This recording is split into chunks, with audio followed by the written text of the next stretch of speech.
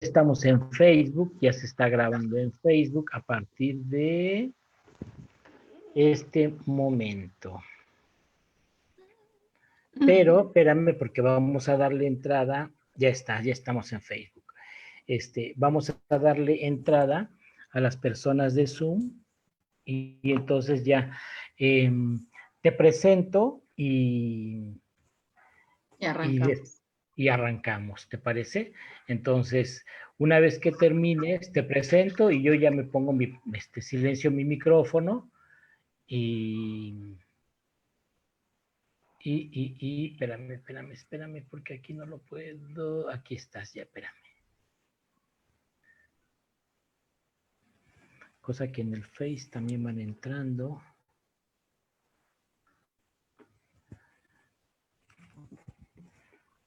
Espéreme, aquí estamos ya. Uy, pero y ahora. Aquí estamos.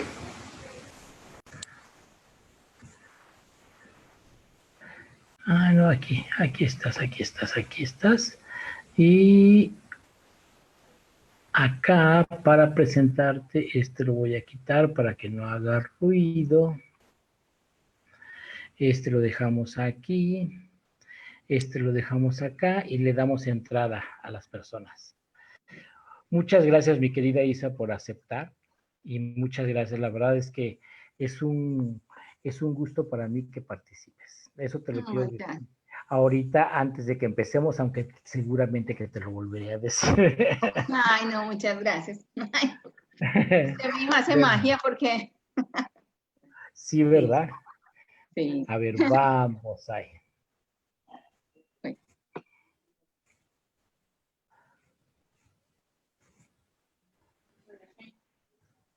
Eso es, estamos entrando.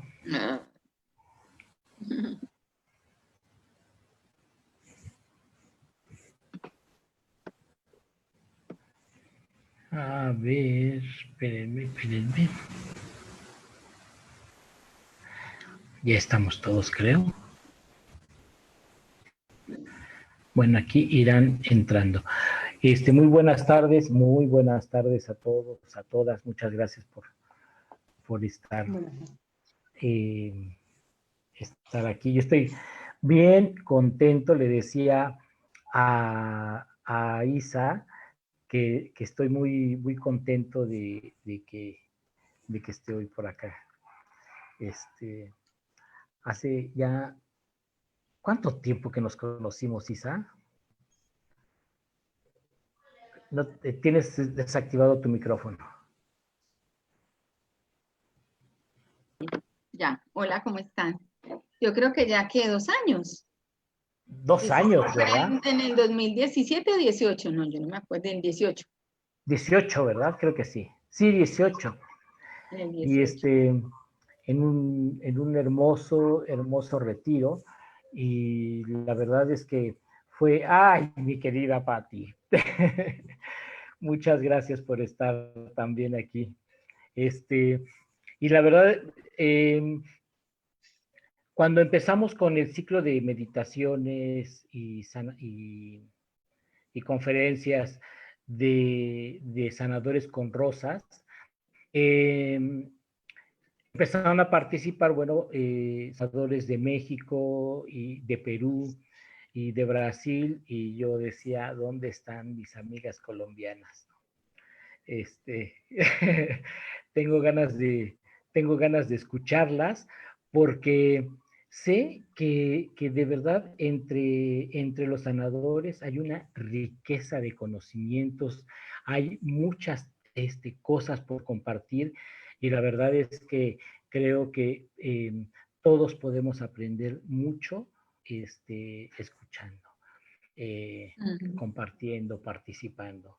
Entonces, la verdad estoy súper contento, es un honor que esté hoy Isa.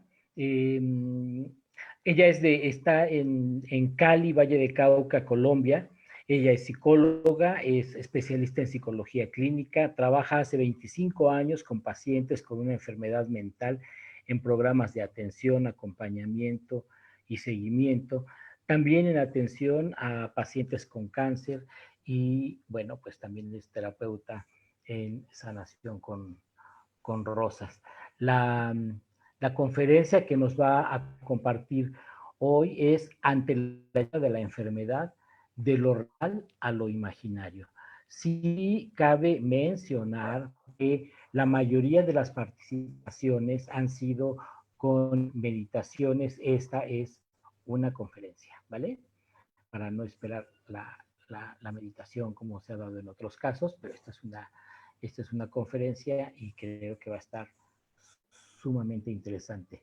Bienvenida, bienvenida Isa, bienvenida, gracias por ser una voz sanadora que a través de lo que compartes, a través de la voz, de lo que compartes, se llega a muchos corazones. Muchas gracias, bienvenida. Ay, bueno, encantada de saludarles. Muchas gracias. Veo a una chica Alma por allí, Marta, Olga, encantada. Doña Sundar, encantada. Bueno, Luis, y creo que aquí hay otras chicas que no las veo, otras personas.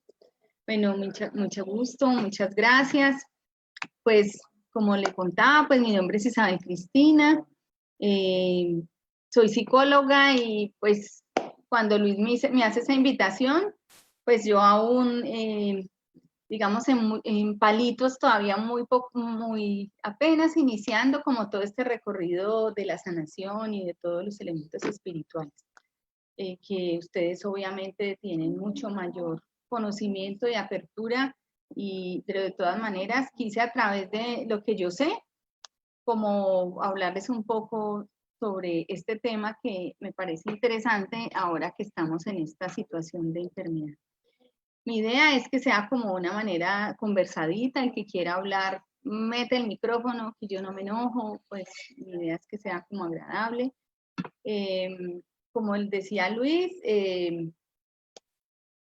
yo conocí a Luis en el 2018 en un momento de mi vida muy difícil y allí encontré como un abrazo acogedor y eso pues es realmente maravilloso. Entonces, le doy pues las gracias públicamente y pues es mi manera de contribuir en este espacio tan maravilloso.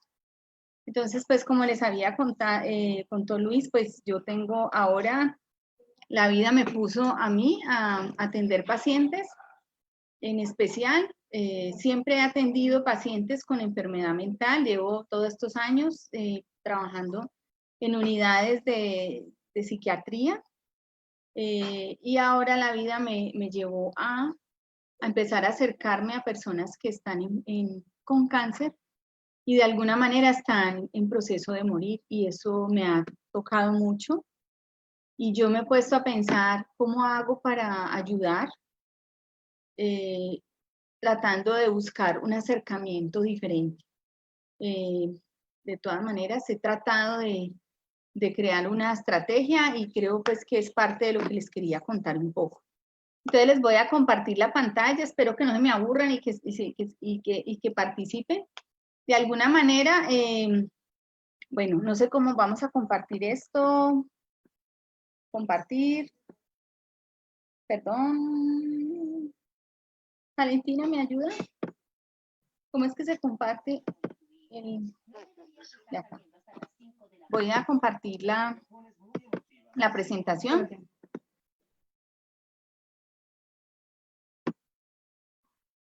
Un momento.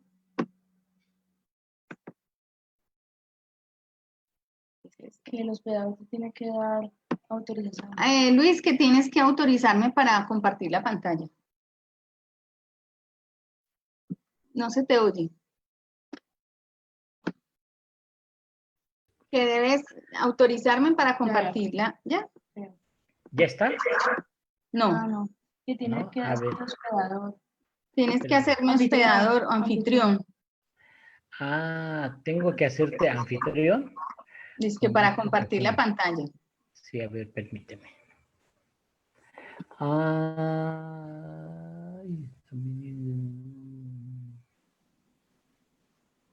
a ver, ¿será aquí?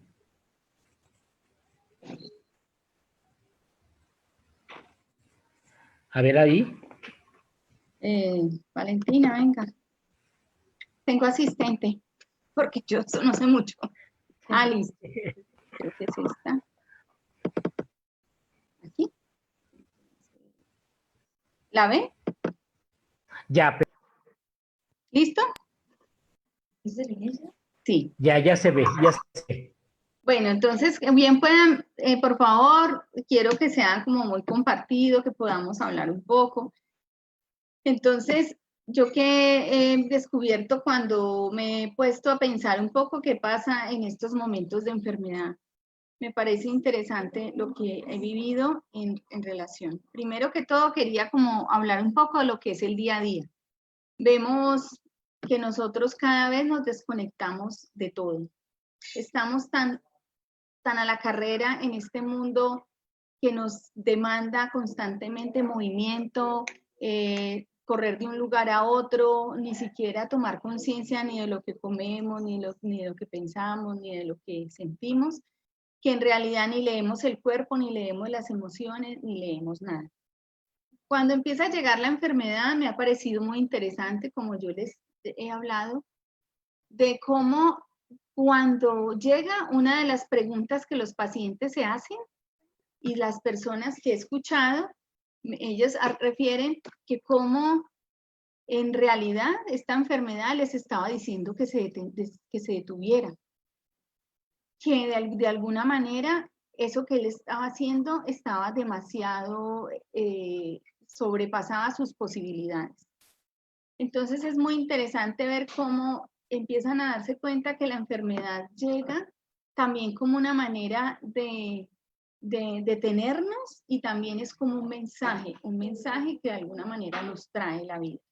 Otras personas que he escuchado me han hablado un poco de cómo el deseo de vivir también se había perdido. Eso también me parece muy interesante escucharlo porque manifiestan que hace mucho rato hay una desilusión como muy marcada en su corazón y un sinsentido, es un vivir sin sentido. Entonces, de alguna manera, hay planteamientos que establecen que de alguna forma esto va generando toda una gestación de un malestar físico y emocional que puede generar estos estados de enfermedad. Me ha parecido como muy especial escuchar esto. Entonces, por eso pienso que hay que partir de esto. El que quiera meter la cucharada ya sabe que es bienvenido. En mi tierra decimos la cucharada. Yo no sé ustedes en cuál, en su tierra, ¿cómo dicen? O sea, bien pueda hablen, pero a mí me ha parecido muy interesante cuando me conecto con las personas, empezar a sentir cómo ellos mismos identifican que ya en realidad se estaban matando. Cómo el nivel de estrés tan grande y el nivel de sobrecarga física y emocional estaba sobrellevando todos estos aspectos. Entonces, por eso quería como partir de este pedazo. No sé por qué no me pasa. Ya me pasó. Entonces, el impacto de la llegada de una enfermedad. A mí me encanta esta imagen.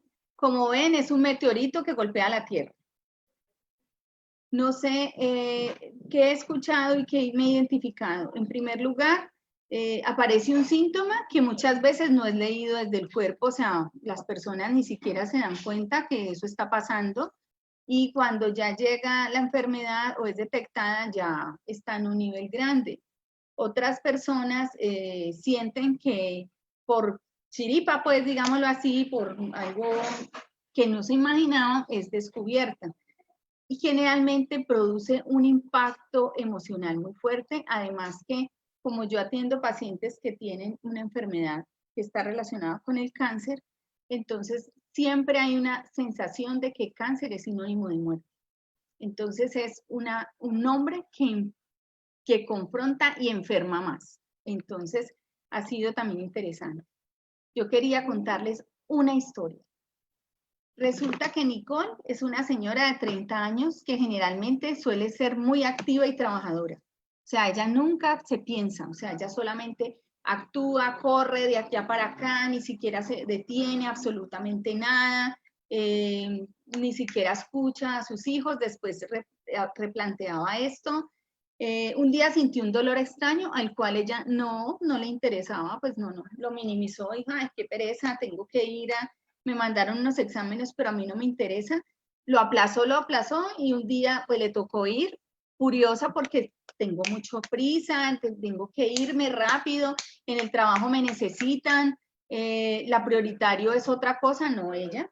Finalmente la entran al estado de allí donde lo meten a estos exámenes y ella muy furiosa porque es que yo no tengo tiempo, por favor, rápido, necesito irme. Y eso es muy interesante uno escuchar el discurso, ¿no? El discurso de cómo se va armando.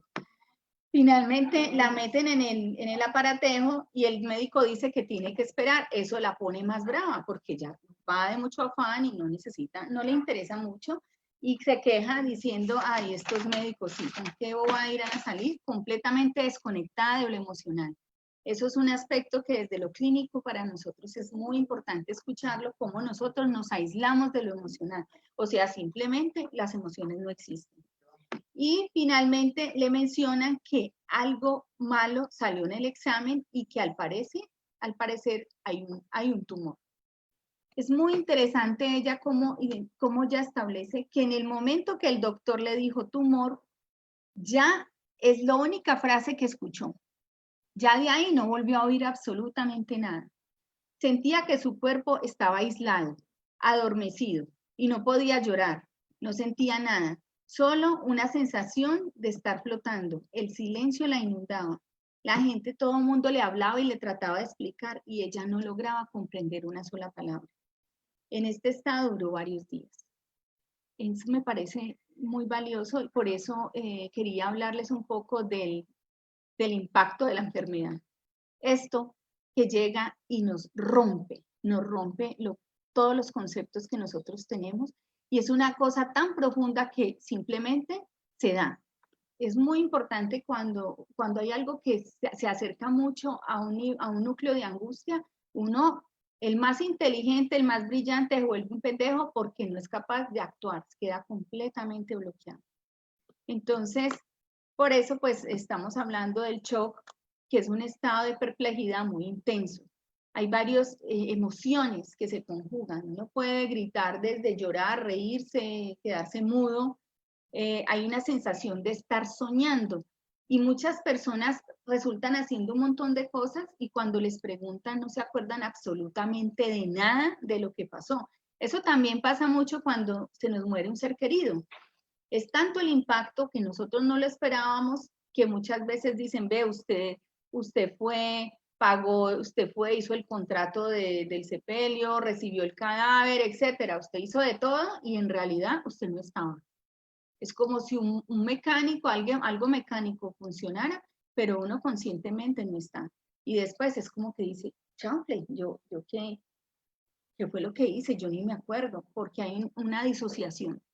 La mente se protege del dolor, te ayuda a que sigas integrado y esto puede durar muchos días. O sea, este shock, este estado de shock, es muy importante identificarlo porque no es una cosa mala, es un protector psicológico que todos tenemos para poder asimilar como a chorritos o a pedacitos eso tan fuerte.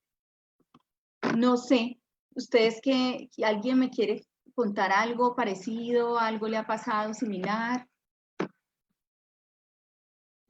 Bueno, vamos a partir de esta definición. Entonces, aquí aparece esta definición.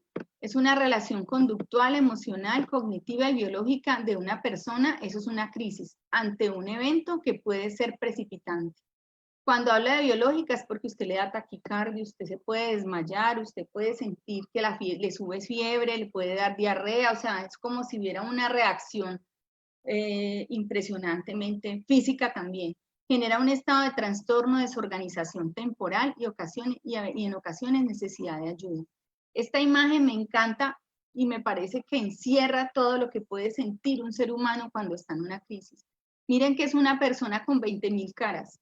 en realidad uno no sabe cómo reacciona. Solo el día que nosotros vivimos una situación que impacta emocionalmente fuerte, o sea, todos tenemos puntos donde nos apoyamos y todos podemos tener crisis en momentos diferentes. Pero en el momento justo a usted le dan donde es y usted queda completamente, o sea, el estado de desorganización puede llegar. Cuando digo yo desorganización es que usted no se ubica, no sabe ni de qué hablar, queda completamente perdido.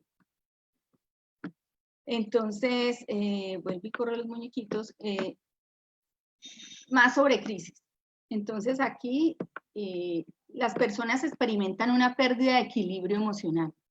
Miren, la imagen me encanta también porque vemos cómo este ser humano se va volviendo polvito. Es una sensación de que tú ya no eres tú, no te sientes. Puede perderse temporalmente la capacidad de respuesta afectiva ante el problema. Por eso tú pareces una pelota que no puedes decir ni mo.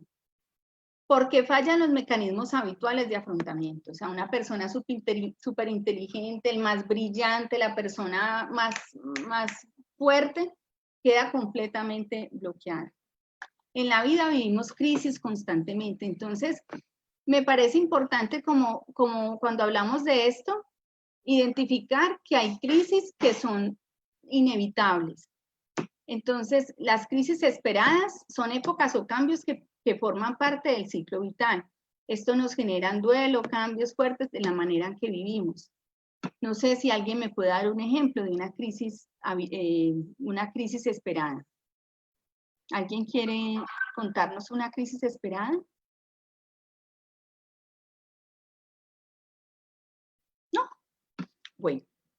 Entonces, una crisis esperada está, miren las imágenes, entonces está el organizarse como pareja, la llegada de un hijo, el nacimiento de los hijos, la crianza, la adolescencia es una crisis esperada, el nido vacío es otra crisis esperada, las crisis de los 40, de los 50, ya cuando estamos solos y estamos en un estado de vejez, esto es otra crisis, es una crisis esperada. A pesar de que todos sabemos que vamos a pasar por esta crisis, de alguna manera nos desajusta también. Es muy común que en la adolescencia muchos chicos se reorganicen, o sea, pueden tener una situación completamente difícil donde no se encuentran, no se reconocen en su cuerpo, pueden cambiar hasta de orientación sexual, puede ser que ellos tengan ese momento donde ya puede conectarse con esa orientación sexual o puede haber toda una transformación de sí mismo. Igual en la llegada de los hijos, esto produce un impacto muy grande pues, en las parejas. Y las crisis inesperadas son aquellas crisis que uno nunca se imagina que le van a pasar. O sea, uno la puede decir, sí hay personas que le dan, pero en realidad es algo que nadie espera, como es la palabra. Entonces está el desempleo, está los divorcios, las enfermedades propias o de un familiar, una quiebra económica, la muerte de un ser querido, los cambios de ciudad o lugar de residencia. Ahora se escucha mucho las depresiones en las personas inmigrantes. Esto es una crisis que nosotros, como lo que está pasando con nuestros hermanos venezolanos, que les ha tocado irse de su ciudad en condiciones precarias, esto es una crisis que nadie se esperaba. La pandemia es otra crisis que nadie se esperaba, o sea, nosotros en el mundo todos estamos todavía, muchos en confinamiento, muchos han perdido trabajo, muchos se han quebrado económicamente. Estos son unas crisis que nadie esperaba, o sea, es una cosa que igual produce la misma angustia y los mismos desajustes. Bueno, ¿cuáles son las emociones que recuerda haber sentido frente a un diagnóstico o otra crisis? No sé si alguien quiera participar. Sí, hola Isabel, soy Adita de Chile. Hola Adita, qué nombre tan hermoso. Me encanta. Gracias. La pregunta que te quiero hacer se debe a por qué no es una situación inesperada, no es una situación esperada y se le llama crisis. ¿Por qué tiene que ser crisis? Sí. Generalmente, digamos, pues en la literatura, pues generalmente se habla de crisis. En realidad, todos organizamos cierta seguridad en nuestra vida teniendo en cuenta lo que nosotros conocemos y los ajustes y los pasos que cada persona realiza.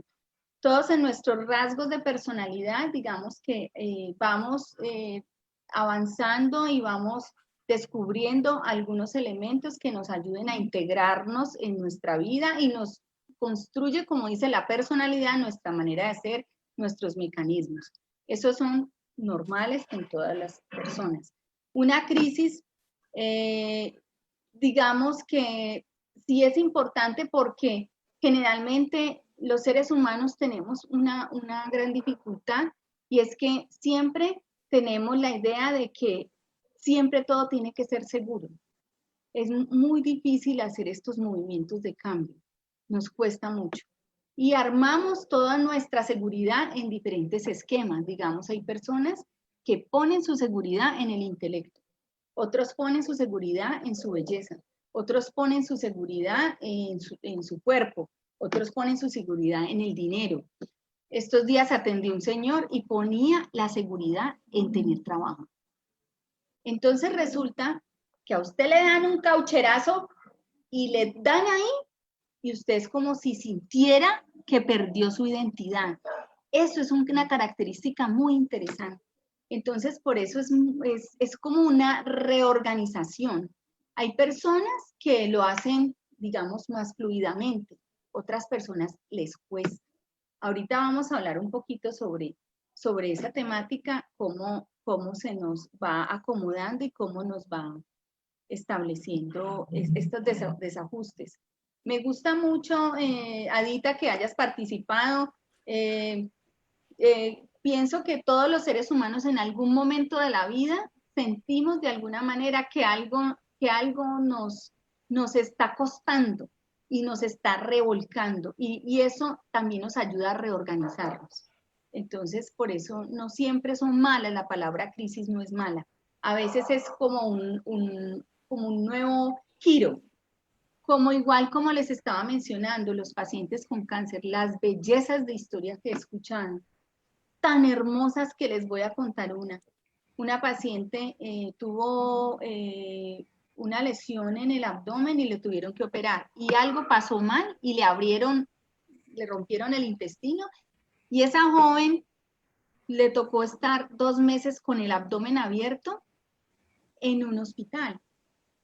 Y resulta que ella era comunicadora social y estaba trabajando en unas áreas muy aburridoras. Y ella, en ese tiempo que estaba acostada, ella se puso a pensar, uy, yo creo que yo me voy a morir. Y empezó a pensar, yo creo que mi vida, esto me está diciendo que muy probablemente yo no voy a durar muchos años. Y yo me voy a gastar toda mi vida haciendo lo que no me gusta. No, la mamá, yo no voy a hacer eso. Yo decido que cuando me levante de aquí, yo voy a dedicarme a lo que me gusta. Y oh, sorpresa, esa chica se levantó de ahí y adivinen qué, se puso a estudiar teatro y se puso a estudiar escrituras de guiones y esta pelada se fue para Cuba a aprender cómo escribir guiones y está haciendo cine. Eso me pareció tan chévere y ella dijo, decidí vivir haciendo lo que yo quiero. Entonces miren cómo hasta una enfermedad o una situación que te estremece hace que tú digas, bueno, ¿yo qué voy a hacer con esto? Entonces por eso las crisis no son tan malas. Aquí. Isa. Sí. Gracias. En el Face. Gracias, Adita. Y ese nombre es hermoso, me encanta. ¿Qué? En el Face hay algunos comentarios. Pregunta Josefina Montoya, dice, ¿una crisis emocional dura muchos años? Sí, me encanta, gracias. ¿Cómo se llama, Delfina? Se llama Josefina. Josefina. Sí. Listo. Josefina, las crisis emocionales pueden durar días, pueden durar momentos y también pueden durar años. Un ejemplo, digamos, es como muy similar a los duelos no resueltos. O sea, una crisis puede una crisis se caracteriza porque ya hay un periodo de desajuste mucho más grande, o sea, los síntomas son mucho más agudos, o sea, uno no puede dormir, se altera, no piensa. Te pongo un ejemplo, se va el esposo de la casa, ¿usted qué se iba a imaginar que se iba a ir? La más valiente, la que ha sostenido niñitos, guapo, le da miedo quedarse sola en la casa y prefiere irse a dormir con la vecina porque le da terror dormir sola. Eso es muy importante, porque las crisis hacen que tú te vuelvas como una niña chiquita. Es como si te volvieras un regresivo, dicen los psicólogos. O sea, nos volvemos más como si fuéramos unos niños que no podemos dar un pie. Pero ese desajuste en lo agudo puede durar menos. Pero digamos que en todo eso que se va a organizar, en el sentido de que mi vida, hay mujeres que necesitan tener el respaldo de un masculino atrás. Y sienten que si ese masculino no está, hay una sensación de abandono y de minusvalía muy grande. Eso es una cosa muy importante porque allí se desencadenó ya un aspecto que debe ser reorganizado. La crisis como tal, la angustia posiblemente aguda, puede durar un mes y mucha gente ha tenido que ser hospitalizada. Cuando yo estuve en la unidad de salud mental, yo tenía un equipo de psicólogos a cargo de estudiantes y yo les decía a ellos, ¿ustedes saben qué es estar deprimido? Y ellos decían, sí, claro. Yo le dije, bueno, cuénteme cómo es estar deprimido. Mencionó un poco y finalmente íbamos al pabellón donde estaban los pacientes y se identificaba qué era la depresión. Una persona completamente doblada, temblando de la angustia, sin poder levantarse de la cama porque las fuerzas no le dan. Y yo les manifesté, esto es una depresión. La gente minimiza y dice, ah, no, eso es una tristeza ahí, un berrinche. No, los estados emocionales pueden ser muy profundos. Entonces, por eso te digo, una crisis puede ser aguda, que requiere hasta intervención terapéutica y hasta hospitalización. Pero ese pequeño desajuste puede durar un tiempo no muy largo, a veces son 15 días, a veces un mes y a veces hasta 3 meses, y ya luego se va armando la persona y va trabajando ya sus duelos. Sí, ¿alguien más decía algo? Sí, Josefa ha hecho algunos comentarios también por el Facebook. Sí. Bueno, en algún momento dijo un vuelco de emociones y tan ambivalente, y luego dice, así es, nunca te esperas noticias de magnitud. Algunos echamos mano de la resiliencia y tratamos de creernos sacar lo mejor de nosotros. Y aquí pregunta, ¿pero siempre pasamos por todas las etapas de una crisis? No, para nada. O sea, hay varias etapas y muchas personas hablan, y hay muchos, entre ellas Elisa de Kübler-Ross, que habla sobre las etapas de duelo y menciona la negación. Eso puede pasar en escalonado, como solamente puede sentirse una, como puede sentirse una y se devuelve, la depresión, la rabia, la negación, la depresión, la rabia, y finalmente la aceptación. Uno puede volverse por varias, pero no necesariamente todas tienen que ser una después de otra, ¿no? O sea, hay muchas maneras de reorganizarse frente a este tipo de crisis. ¿Sí? Ok, y su último comentario es, sí. Dice, a veces creemos que se derrumbó todo y quizás se está acomodando todo. Es Ay, tan qué maravilla. ambivalente, sí, dice, es tan ambivalente y cuesta tanto. Sí. Qué linda, Josefina, muchas gracias, me encantó, tiene toda la razón. Y a mí me gusta mucho desde el enfoque que yo tengo, pues desde lo clínico, siempre empezar a reconocer y validar como esas emociones, empezar a sentir que no soy el único que me desarmo, porque todos de alguna manera hemos tenido el estado de desarmarnos. Entonces, pues esto es parte de la película, de las emociones que ustedes ya lo han mencionado. Entonces, me parece muy interesante y les voy a contar otra historia de las que yo mencioné que me encantan.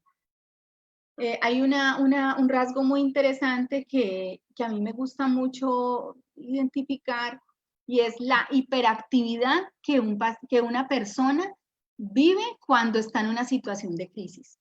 Entonces, resulta una señora que tenía un Parkinson, tiene un Parkinson. El Parkinson tiene una característica, pues, que tiene dificultades para moverse y empiezan a haber como unas pérdidas o de rigidez o unos movimientos que le impiden, digamos, estar como en pie. Y la señora empieza a sentir un poco como esta sensación en el cuerpo y ella empieza a reaccionar defensivamente con hiperactividad. Entonces, le da por caminar, quiero ir a caminar, se pega las trepadas, le da por arreglar la casa, mejor dicho, empieza a obsesionarse con cosas. No puede ver un mugre, lava todo, es como hiperactiva, como un niño hiperactivo con una escoba. A las mujeres les da mucho. Y empieza a moverse, a moverse, a moverse, y finalmente termina muerta del cansancio, llora y se victimiza y siente que todo está mal, pero quedarse quieto es sentir que la enfermedad le gana. Y eso es muy común que pase cuando una persona está en estos procesos de debilidad. Porque una de las cosas que pasa con la enfermedad es que nos recuerda que somos vulnerables, que el cuerpo también sufre, que nosotros podemos tener, digamos, que no somos de palo, que tenemos que tener un ritmo diferente. Nos gusta siempre estar en el brillo, no en la debilidad. Eso nos cuesta muchísimo. Entonces, hacen esta reacción hiperactiva. Y es muy interesante uno ver los pacientes que uno dice, por Dios, es como si estuviera corriendo un maratón. Y no la para nadie. Entonces uno se da cuenta que eso es una reacción defensiva ante la enfermedad. Otro paciente que tenía, empezó a no dormir y él nunca había tenido problemas para dormir, pero es que dormir era morirse. Entonces yo no me iba a acostar ni por el berraco porque si cierro los ojos así me voy a quedar. Entonces mire cómo todos estos elementos de la mente van generando todas unas defensas del cuerpo que uno ni siquiera en la razón la puede comprender. Entonces, por eso aquí están estas emociones moviéndose así como con los chuzitos, porque en realidad es muy interesante escuchar muy bien y tratar de entender cómo es que me estoy moviendo yo ante este tipo de situaciones. Bueno, entonces aquí dice, ¿qué nos muestra la enfermedad?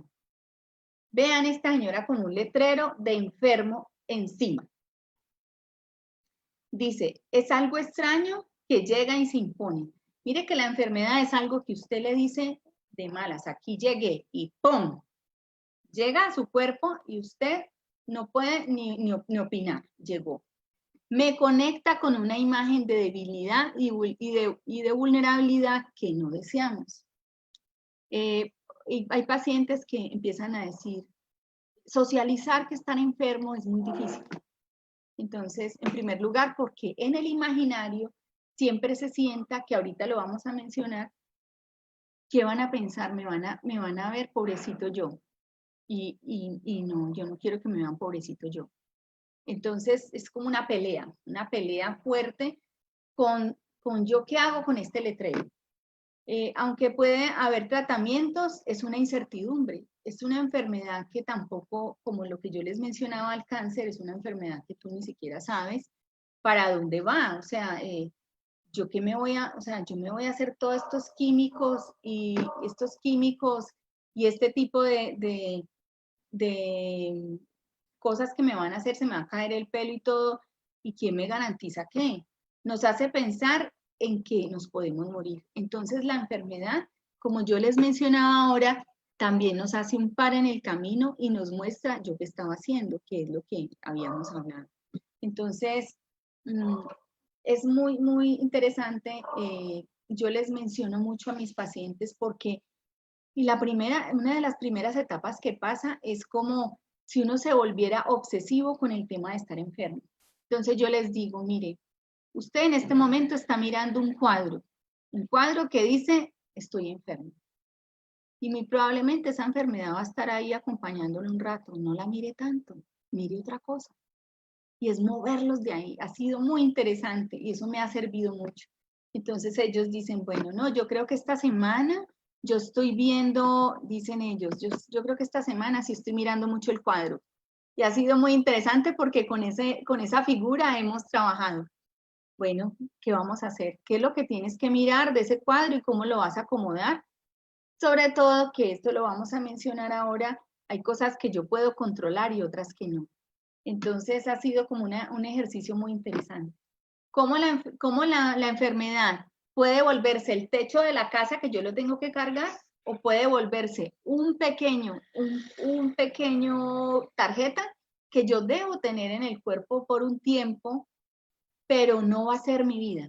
Ese es el primer trabajo que yo trato de hacer con las personas que me llegan. Y ahora, ¿por qué no me funciona? Aquí no sé. Ya. Ahora, ¿qué es lo real y verdadero? A mí me gusta mucho esto. Puedo afirmar que la realidad abarca todos los acontecimientos que tiene una existencia efectiva. Es decir, que no pertenece al ámbito de la imaginación, ni de la fantasía, ni lo ilusorio. Esto me parece muy chévere. ¿Qué es lo real? Lo real es lo tangible, lo que usted tiene allí. Lo real de este modo se manifiesta y existe de alguna forma en un mundo físico. Entonces, todo lo real, lo que yo pueda tocar, es real. Ahora, ¿qué nos puede mostrar lo real de la enfermedad? El que quiera participar, bien pueda. Ustedes saben que a mí me encanta que bien pueda entrar. Entonces, ¿qué es lo real? Que hay un límite. La enfermedad me dice, ¿qué es lo real? Pues que estoy enfermo, que hay un límite. Algo me dice, pare, hay una enfermedad, algo está pasando. Eso es lo real. Que no tengo el control de todo.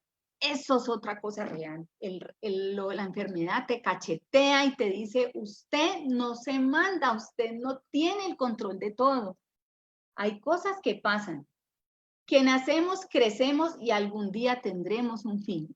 La enfermedad tiene una característica importante y es que nos hace tener conciencia de que nosotros podemos morir y empezamos a conectarnos con lo que es la muerte.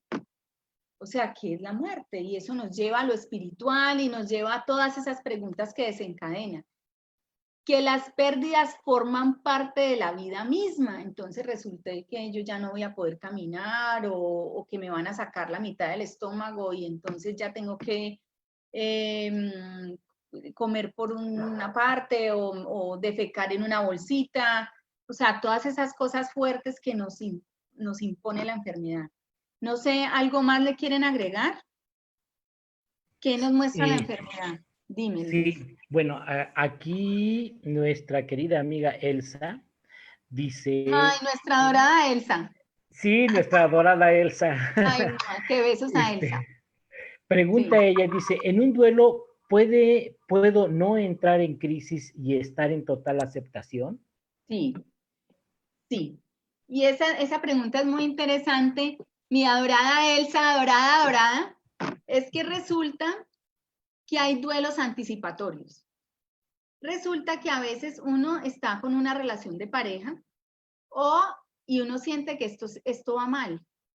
Entonces ahí uno lucha, pero a la vez uno llora y dice, esto se va para el hueco. Definitivamente esto no va a funcionar. Y uno llora y muchas veces muchas personas lloran un año en este tiempo y cuando la persona decide irse, ya como que ni llora, ya no siente ganas de llorar. Eso se llama duelo anticipatorio. O cuando una persona está enferma y tú tienes que cuidarlo, muchas veces nosotros hacemos el proceso de acompañamiento, pero también nos vamos despidiendo. Y llega un momento en que cuando se va solo hay paz, porque tú has hecho la despedida. Entonces, eso me parece muy hermoso en especial. Y besitos a mi querida Elsa. Bueno, y esto es lo que nos muestra. Ahora, miren este tipo, a mí me encanta esta imagen, porque yo no sé, a mí me ha pasado, yo muchas veces me he sentido en esa cuerda floja. O sea, que uno dice, ¿cómo hijo de madre no me dejo caer? Esto es muy importante identificar cómo lograr conservar el equilibrio. O sea, yo como hijo de madre me voy a parar en este momento cuando yo siento que me voy para los lados. Y otra cosa interesante que aprendí es que cuando uno se cae físicamente, algo emocionalmente se está moviendo. Y muchas personas que están en un estado de crisis emocional se pegan unas costaleadas las berracas. Costaleadas, en mi tierra dice caída desde su propia altura. Se da un mamonazo. Así no sé si está bien. Ahora lo imaginario. ¿Dónde lo construimos? Entonces, miren lo que yo les mencionaba. Lo real es lo que tengo al frente. Lo que no es real es exactamente todo lo que yo pienso y todo lo que construyo de ese real. Entonces, mire qué interesante. Lo real está por fuera del lenguaje, porque cuando lo nombro, ya lo estamos dando una interpretación. Le pongo un ejemplo. Yo le estoy diciendo coscorrón y en mi tierra coscorrón es que agarran un puño y le dan en la cabeza. Pero en la tierra de ustedes muy probablemente coscorrón hasta grosería será. Entonces, la palabra encierra un imaginario. Y si mi papá me da un coscorrón con cariño, yo no interpreto la misma sensación de coscorrón a el que le daban duro y le sacaban un chichón. Entonces, la misma palabra ya es una interpretación. Entonces, ya lo real va desapareciendo. Todos vemos la realidad y le damos un significado a partir de lo que nos han presentado nuestra familia y lo que hemos vivido. El concepto que se construye de lo que vivimos está impregnado de la cultura. Y ahí viene otro aspecto interesante. Cuando yo escucho los pacientes, resulta que me dice uno de ellos que es que él tiene mucho miedo porque es que tiene cáncer. Y yo le digo, y cuéntame, ¿tú cómo has vivido esta pared? Yo no sé, es que yo no puedo tener esto, Dios mío, no puedo tener esto. Y le digo yo, bueno, cuénteme a usted cómo le presentaron el cáncer, porque a uno le presentan las cosas. ¿Cómo me presentan a mí el cáncer? Porque mi tío le dio cáncer y yo lo vi como un huesito y se revolcaba del dolor. Entonces, cuando yo tengo cáncer, yo me acuerdo de cómo me presentaron el cáncer a través de lo que vi con mi tío. Entonces, la manera como yo interpreto la palabra cáncer está impregnada de lo que a mí me han presentado. Cuando una persona ha tenido poco contacto con pacientes con cáncer, hasta lo vive más tranquilamente y hasta a veces ni le da tanta trascendencia a cosas. Entonces a mí me parece muy interesante eso. O sea, ¿de dónde viene este miedo? Cuando yo empiezo a trabajar, hay que moverlos. Yo les digo, bueno, miremos a ver qué es, porque caen en pánico. Yo les digo, bueno, ¿cuál es el pánico? A ver, ¿dónde está? Y yo empiezo a pescarlo hasta que lo encuentro. Igual con la palabra deterioro que ahora se las voy a mencionar. Eso me parece muy, muy importante. No sé por qué se me pega. Listo. La mente nos lleva a varias preguntas existenciales que debemos acomodar. Miren el pensador, ¿no?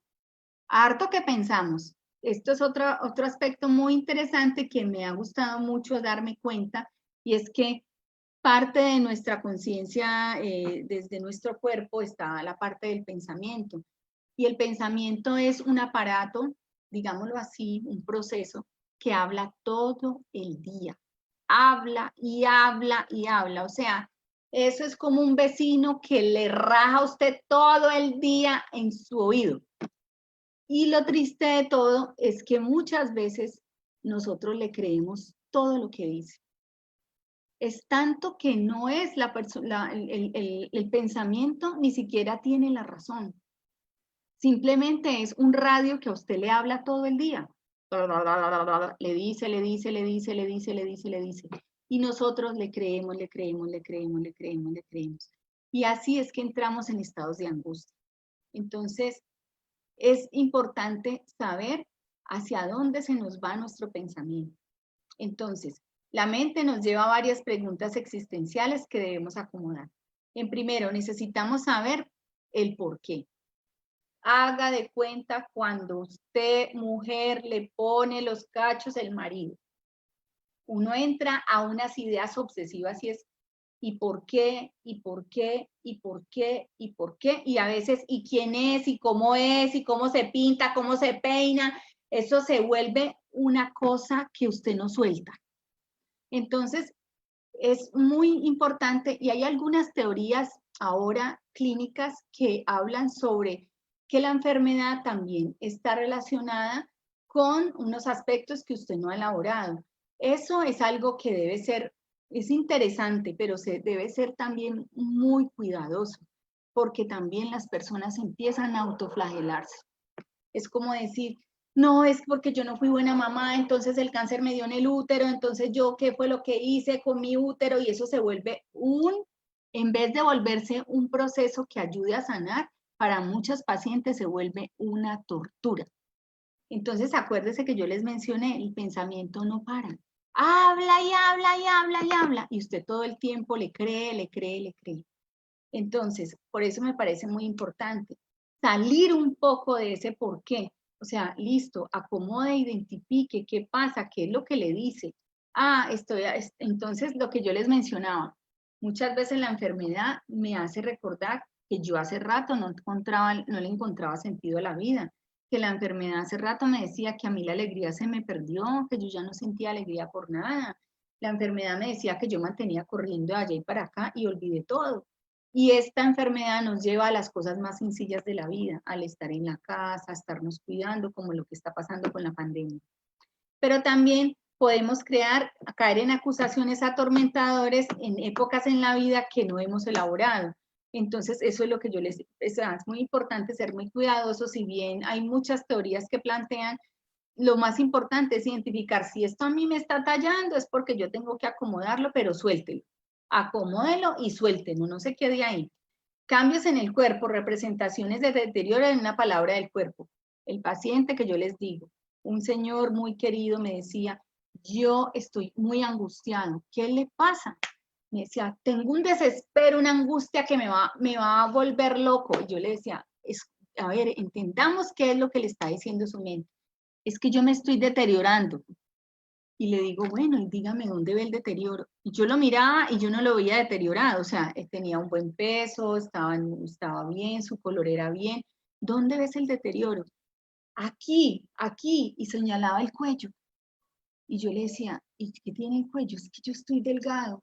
Y eso le pasó porque el sobrino murió de cáncer y él fue a verlo y estaba como un palillo. Entonces él empezó a sentir que la palabra deterioro se la presentaron y él de alguna manera se fijó, tuvo una fijación en un pedazo del cuerpo. Entonces, mire, tan interesante cómo ese pequeño pedazo del cuerpo hizo que él de alguna manera empezara a reconocer que ahí estaba el deterioro, pero en realidad eso estaba armado en su imaginario.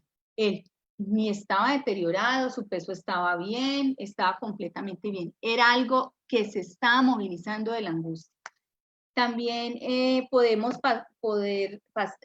pasar de adaptación a los cambios como fijación entre las palabras deterioro. Ya el tema de la muerte también nos está muy amarrado a las creencias, los tratamientos y las recaídas, entre otros. Otra de las cosas que pasa mucho en los pacientes con cáncer es que es tanto el miedo que este demonio vuelva, que si aparece un calambre en el estómago, siente que el cáncer le está como cuando alguien se muere.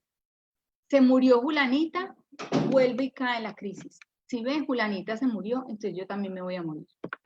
Eso también son constantes movimientos que se presentan. ¿Cómo acomodo y qué acomodo y qué me atrapa? Ese es un punto importante. Miren la imagen de una chica en una botella. ¿Alguien quiere participar? ¿O Luis, alguien, para que esto no se vuelva tan aburridor? Sí, hay un comentario de Josefina. Dice, sí. Hace 4 años me dieron prediagnóstico de cáncer a tiroides. Trabajo en un hospital y veo a personas con diagnóstico de tiroides, se van rápido. Entonces pensé, ¿qué hago? ¿Cómo lo hago? Creo que ahí comencé a ver mi realidad y hoy sigo en ese aprendizaje. Qué bien. Ay, dice, qué hermosa, es verdad, sí, dice, Es verdad, la enfermedad nos sacude y despertamos a la vida. Sí, eso me parece hermoso, Josefina, qué bello, qué rico. Entonces, el tema de la enfermedad lo pienso siempre, aunque no me sienta enfermo. Entonces es otra cosa. Una señora hermosa me dijo, vea doctora, a mí me tiene enferma los exámenes. Yo vengo aquí y me dicen que están mal los exámenes, pero a mí no me duele una uña. Yo camino, yo corro, yo pego con las matas, me río, salgo, tengo ganas de vivir. Yo no me siento enferma, entonces a mí me van a matar esos papeles. Eso me encantó. Y yo le digo, perfecto, pues perfecto, tú créele a lo que sientes. Eso es lo más importante. Ocúpate que el médico se ocupa de lo que tú tienes que hacer, pero tú tienes que conectarte con la vida. Eso es muy importante. Cuando siento algo en mi cuerpo pasajero, lo asocio a la enfermedad. Cuando hablo de un diagnóstico, se me activan los miedos y vuelvo a atraparme. Entonces, que usted se tiene que hacer el examen de los 6 meses. Ahí mismo llegan desesperadas. Me va a volver a dar, me va a volver a dar. Y entonces, eso es otra de los aspectos fuertes. Y también puede pasar que les puede volver a dar, pero también he conocido pacientes que han tenido varios ciclos y me dicen, mire, a mí me dieron 6 meses de vida y tengo 8 años y sigo viva. Y yo sigo, me ocupo de lo que tengo que hacer, la doctora me dice, póngame eso, yo me pongo eso, yo sigo viviendo porque yo sigo viviendo y quiero seguir viviendo. Entonces allí viene la gran pregunta es, ¿qué es vivir? O sea, yo cómo quiero en realidad sentir la alegría de vivir. Y eso me parece muy importante. O sea, es para mí un elemento que yo trato de trabajar con mis pacientes es, ocúpese de lo que a usted le dé alegría de vivir. El resto, olvídelo. Y eso ha sido un aspecto interesante. Bueno, pienso en el futuro catastrófico y no está pasando. Eso es otro aspecto muy interesante. Las ideas catastróficas se caracterizan por ideas de tipo obsesivo que tienen muchas personas y que es una defensa ante algo nuevo. Entonces, cuando algo nuevo llega a nuestra vida, a nosotros desde muy chiquitico, muy probablemente nos pudieron haber enseñado que lo nuevo es peligroso. Entonces siempre hay las ideas más horrorosas del mundo. Entonces tengo una bolita, me va a dar en el estómago, me va a dar en el útero, me va a dar no sé qué, o sea, todo se puede volver complicado. Y ha sido muy interesante trabajar con eso porque hemos detectado, la mayoría de pacientes que me llegan con eso, que estas ideas catastróficas no es nuevo, llevan años construyendo películas y guiones de cine catastróficos en su vida y ninguno de eso ha pasado, pero su manera de descargarse emocionalmente es crear ese imaginario catastrófico. Entonces, no, que esa quimio, no sé qué. Resultó que pasó por la quimio y no le dio nada, no se sintió mal, sí se le cayó el pelo, pero en realidad fue manejable. Y estos días atendí una señora que me dijo, mire, yo me imaginaba cosas tan horribles y ahora que ya viví, yo digo, no, a mí no me dio nada. Yo no sé por qué yo me imaginaba eso tan horrible y vivía todo el tiempo asustada en qué momento va a aparecer el monstruo y resultó que el monstruo nunca apareció. Bueno, y pienso en un tratamiento agobiante, me ubico en el futuro lleno de terror y no me conecto con el hoy. Eso es estar atrapado, por eso te digo, ¿cómo no dejarme atrapar? Ni por las ideas catastróficas, ni por el futuro horroroso, ni porque a toda hora tengo que cargar la enfermedad, ni por el tema de la muerte. El tema de la muerte. Aquí. La muerte es un real que fractura el pensamiento y que nos enfrenta a una separación definitiva con un cuerpo mío y el del otro.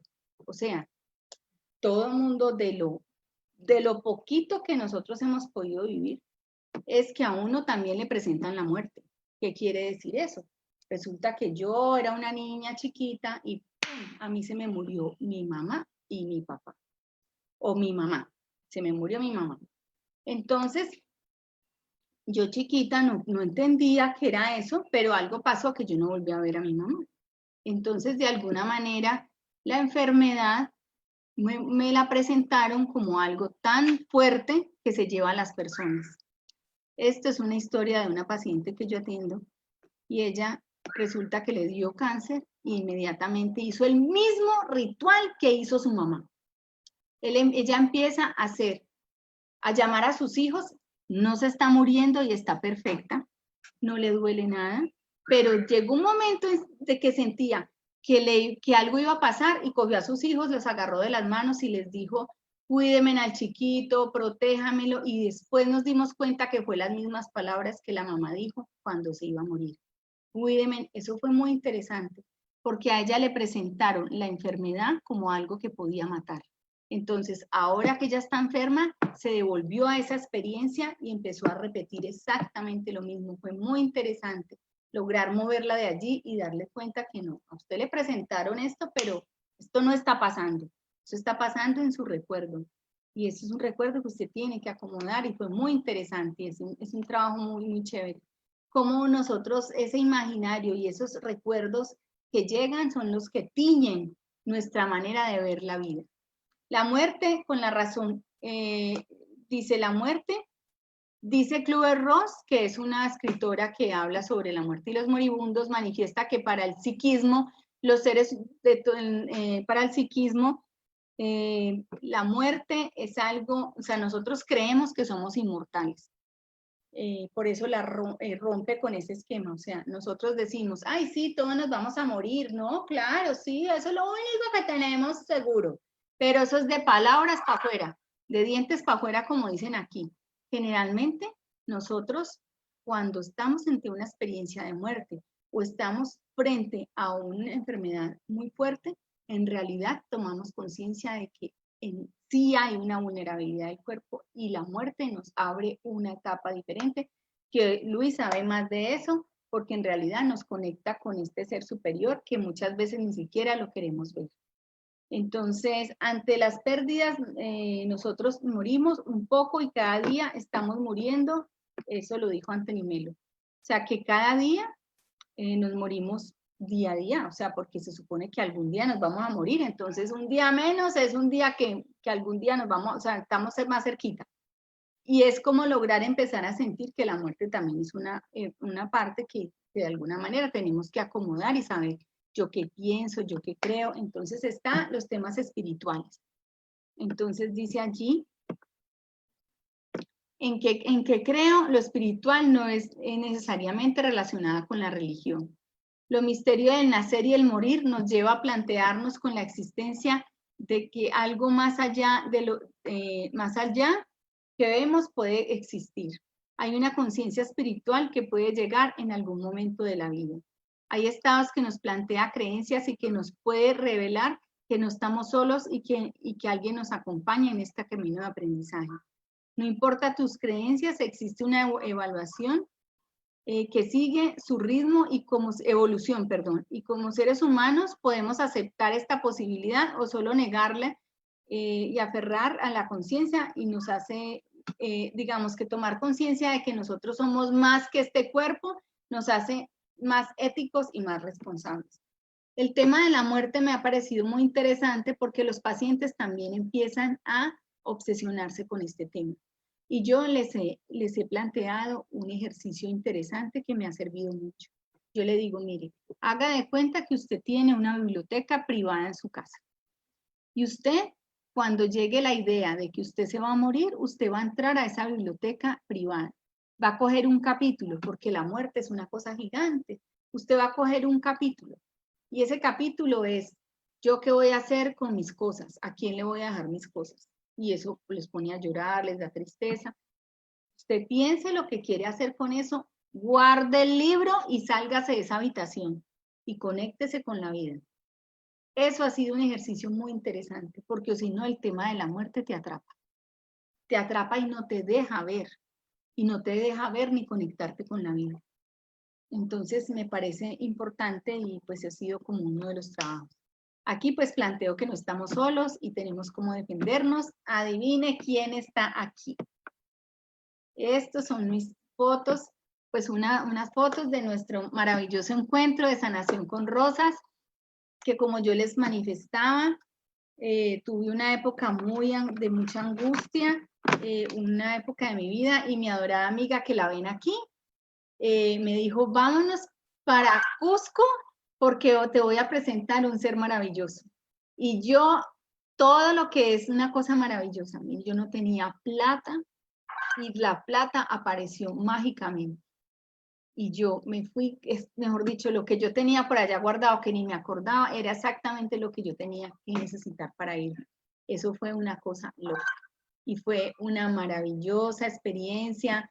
En realidad, lo que yo sentí, el sentir a la madre cerca, la fuerza de las rosas tan maravillosas, eso fue un regalo de la vida maravilloso. Y en realidad nunca olvido estos seres tan bellos que encontramos. Aquí está mi amiga Daniela hermosa de Brasil. Conocimos pues a Eric, que era nuestro Inca maravilloso, mi príncipe Inca, como yo le decía, Elcita, que también pues ahorita estaba escribiendo.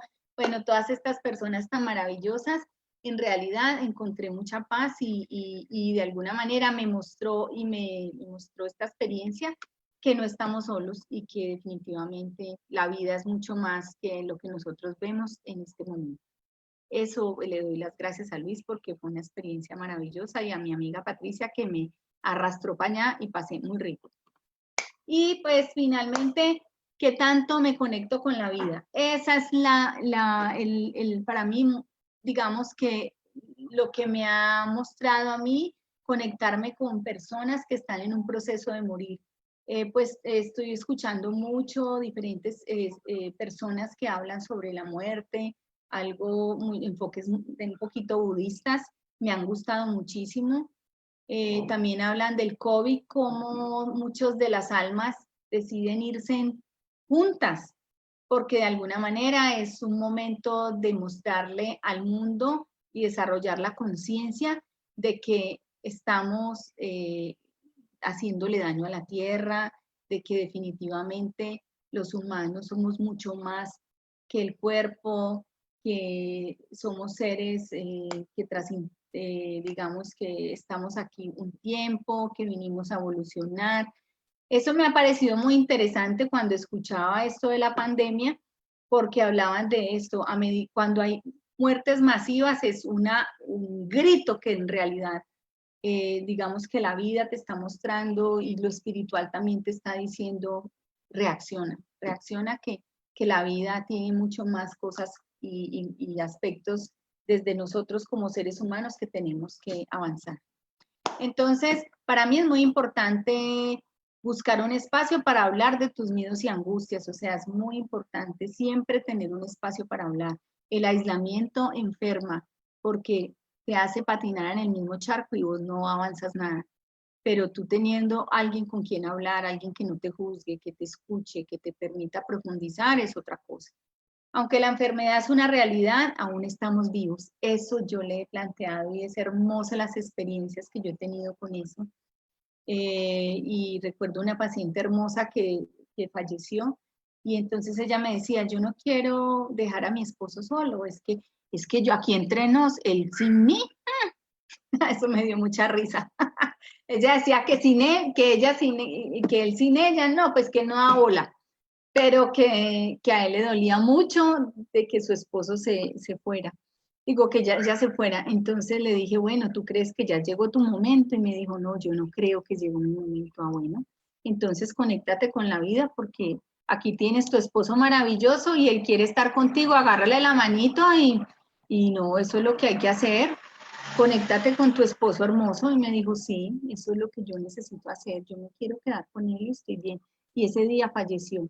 Y falleció, fue una muerte hermosa. Entonces, en realidad, fue muy chévere como ese encuentro. Cuando la angustia inunda mi interior, no logro disfrutar la vida. Los duelos frente a lo que perdemos genera altibajos. Necesitamos, son necesarios, pero quedarnos en el dolor nos impide conectarnos con la vida. Eso para mí ha sido un aprendizaje maravilloso. Lo que yo puedo controlar, lo controlo. Lo que no puedo controlar, lo suelto. Ya cuando empiezan los pacientes a decirme, es que yo me voy a morir, es que yo me voy a morir, y yo le digo, bueno, usted está vivo, listo, vamos a acomodarlo de la muerte. Bueno, empezamos a hablar de ese tema. usted en este momento se está muriendo, no. Hablamos también, ha sido también una cosa que me ha ayudado mucho, es hablar de situaciones en las que se han ido sus familiares. Yo les pregunto, cuéntame, ¿te ha tocado acompañar a alguien cuando mueres? Y me cuentan unas historias tan hermosas. Una historia de una señora de un señor que me contó que su mamá, le dijeron que su mamá estaba muy enferma, pero estaba muy grave y él estaba en otro país. Y él llegó, viajó muchos kilómetros y cuando llegó la mamá estaba viva y le dijo, yo quiero que me cuide hoy, Juan. Y Juan se quedó y ese día su mamá se murió. Entonces, y él vio cómo su mamá se murió con una cara de paz. Y recordar esa experiencia le cambió la cara, porque él estaba atrapado con el tema de la muerte. Y cuando yo le dije, cuénteme cómo fue esa muerte de su mamá, y empezó a hablar de esa experiencia, y cuando me dijo, mira, ella se fue tan tranquila, y yo le dije, bueno, mira que la muerte no necesariamente es esa experiencia dolorosa, puede ser un momento de paz. Y él le cambió la cara, y el tema de la muerte se fue, ya no le preocupa.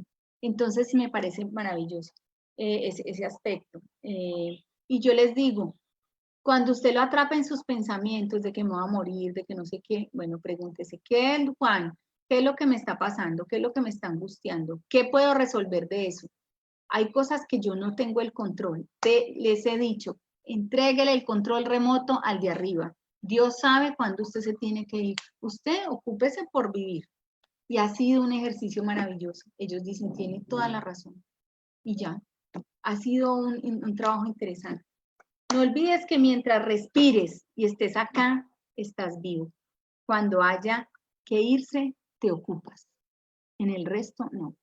Eso es todo. Mi reto es seguir deseando y cumplir mis sueños. Y el sueño es estar vivo. Espero que les haya gustado.